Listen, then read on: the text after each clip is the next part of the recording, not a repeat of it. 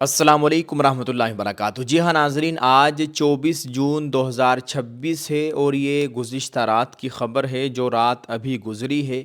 علم و ادب کا شہر دیوبند سے ایک بہت بڑی غمناک خبر موصول ہو رہی ہے۔ ملی جانکاری کے مطابق آپ کو بتائیں، دارالعلوم دیوبند کے رکن شورا مولانا سید انظر حسین میاں دیوبندی کا انتقال ہو گیا ہے۔ انا للہ و انا الیہ راجعون۔ اللہ تعالیٰ مرحوم کی مغفرت فرمائے، اہل خانہ کو صبر جمیل عطا فرمائے، آمین۔ دوستو آپ کو بتائیں کہ دیوبند کے معروف علمی، دینی اور باوقار خانوادہ میاں صاحب سے تعلق رکھنے والی عظیم شخصیت دارالعلوم دیوبند کے رکن شورا مولانا سید انظر حسین میاں دیوبندی کا 23 جون کی رات تقریباً 11 بجے مختصر علالت کے بعد حرکت قلب بند ہو جانے کی وجہ سے انتقال ہو گیا۔ ان کے وصال کی خبر نے دیوبند سمیت علمی، دینی، ادبی، سماجی اور ملی حلقوں میں غم کی لہر دوڑا دی ہے۔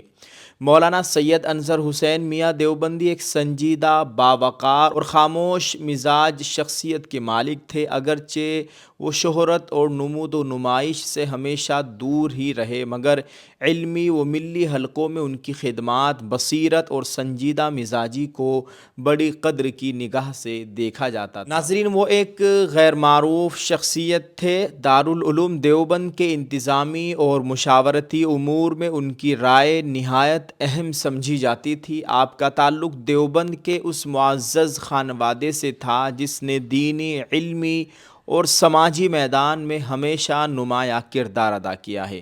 یہ بھی بتایا گیا ہے جو منّ شاہ تھے دیوبند کے رہنے والے، جن کا کردار رہا دارالعلوم دیوبند کی بنیاد رکھنے میں، دارالعلوم کے بانئین میں حضرت ان کے پڑپوتے ہوا کرتے تھے، اس طرح سے ہمیں ایک مفتی صاحب نے بتایا ہے۔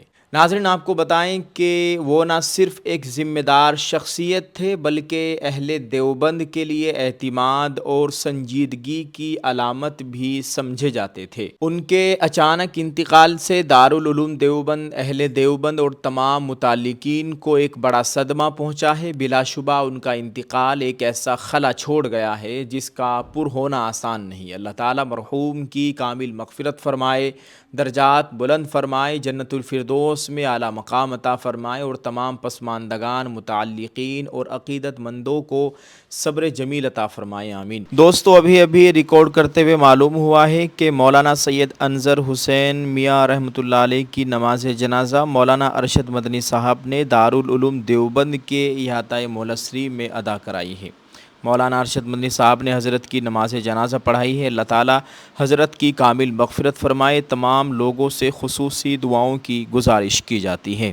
دوستو دعا کیجیے اللہ تعالیٰ ہمیں بھی موت سے پہلے موت کی تیاری کی توفیق عطا فرمائے، ہم سب کا خاتمہ ایمان پر فرمائے، آمین۔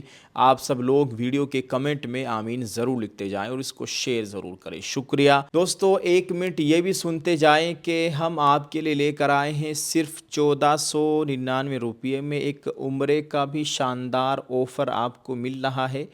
دوسری جانب آپ کو ایک برقع بھی دیا جا رہا ہے۔ صرف 1499 روپے میں آپ کو ایک مکمل برقع سیٹ، برقعے کے ساتھ ایک روپٹہ، ایک نقاب، ہاتھوں کے دستانے، پیروں کے موزے، آل انڈیا ہوم ڈیلیوری بالکل فری، آپ گھر بیٹھے اس کو منگوا سکتے ہیں۔